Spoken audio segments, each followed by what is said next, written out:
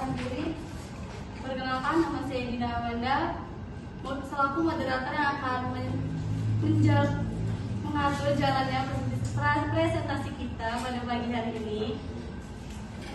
Baik, sebelumnya judul makalah kami berjudul Bangsa dan Negara.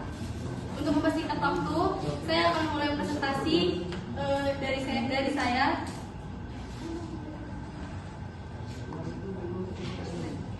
Yang pertama itu hakikat bangsa dan negara. Bangsa dalam pengertian sosial, bangsa memiliki dua pengertian, yaitu pengertian sosiologis dan antropolis. Lalu pengertian politis.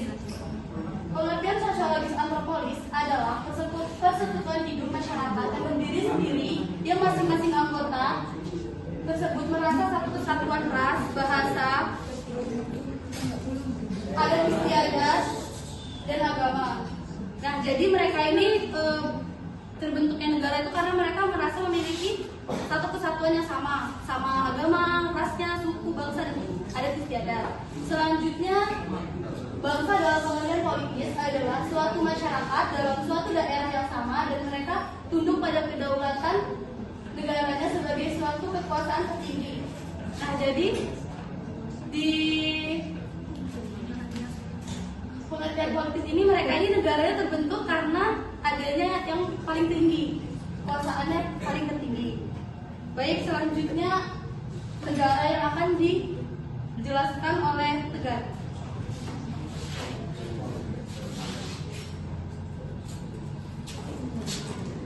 Baik, ini saya akan menyampaikan bahwa negara adalah suatu wilayah di permukaan bumi yang kuasanya baik politik, militer, ekonomi, sosial maupun budaya yang diatur dalam pemerintahan yang ada di wilayah tersebut. Nah, dalam konteks umum ataupun teori modern, negara terbagi dalam dua negara kesatuan, yaitu negara kesatuan dan negara kesatuan. Secara sifat negara secara umum yaitu sifat memaksa atau monopoli dan sifat mencakup semuanya. Baik, selanjutnya tentang hakikat bangsa dan negara Indonesia yang akan dijelaskan oleh Aldo Maulana. Hakikat bangsa dan negara Indonesia terbagi dari tiga teori, yaitu teori kontrak sosial atau teori perjanjian masyarakat, beranggapan bahwa negara dibentuk berdasarkan perjanjian masyarakat dalam tradisi sosial masyarakat. Yang kedua, teori ketuhanan dikenal istilah doktrin. Teori ini ditemukan di timur maupun di belahan dunia barat. Yang ketiga, teori kekuatan. Negara terbentuk karena adanya dominasi negara kuat melalui penjajahan. Menurut teori ini, kekacauan menjadi penjajahan dari pembentukan sebuah negara.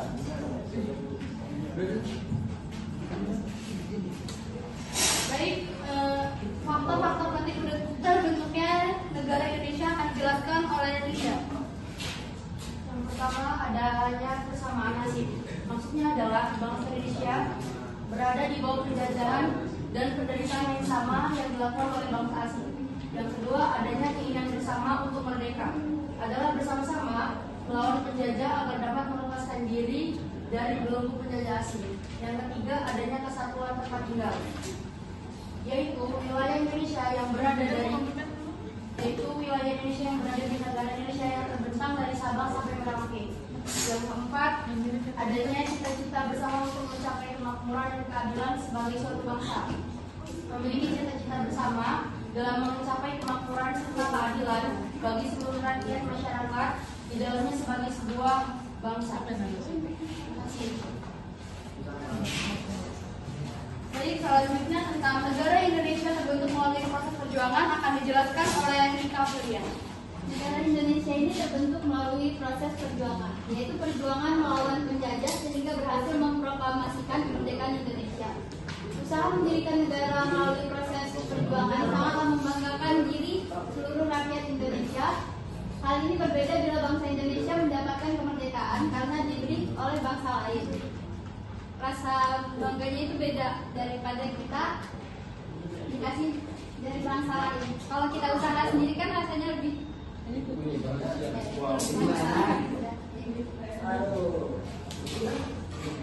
Ya, terima kasih.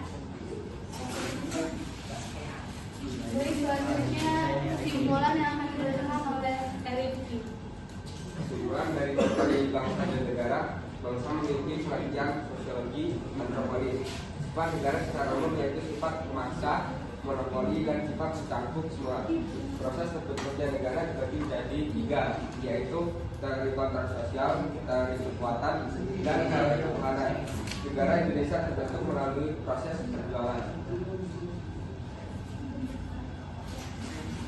Baik, selanjutnya akan kami buka sesi tanya jawab. Kami akan mengambil 3 pertanyaan dari teman-teman semua. Baik, yang pertama, Apa yang dimaksud dengan politis? Makasih. apa yang dimaksud dengan politis? Baik, untuk pertanyaan kedua, Ada apa? Ini dulu.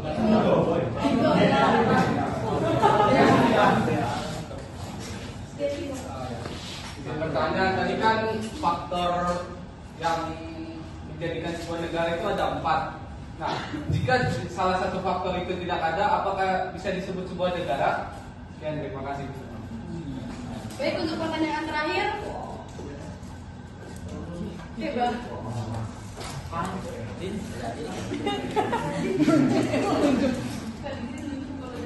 Apa yang dimaksud dengan model ortodoks dan model mutakhir?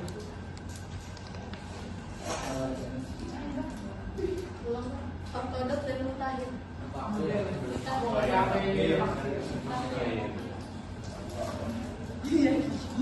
Baik, kami akan mencari jawaban dari pertanyaan 3.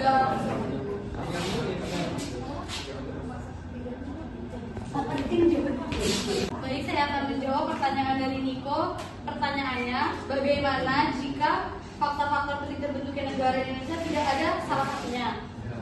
Nah, unsur-unsur terbentuknya negara yang pertama adalah penduduknya permanen. Jadi kalau keempat itu nggak ada, itu belum bisa disebut sebagai sebuah negara. Jadi harus memenuhi keempat tersebut baru bisa terbentuknya sebuah negara. Harus memenuhi. Berarti misal nomor 1 itu kan adanya persamaan senasib. Jadi kita harus nasibnya bersama gitu. Iya. Kenapa ada yang miskin, kenapa ada yang kaya?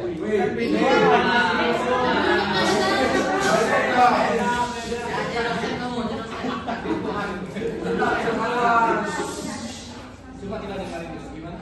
Kenapa kan ada yang bersama nasib? Jadi seandainya negara tersebut masyarakatnya harus nasibnya sama dong kan? Iya.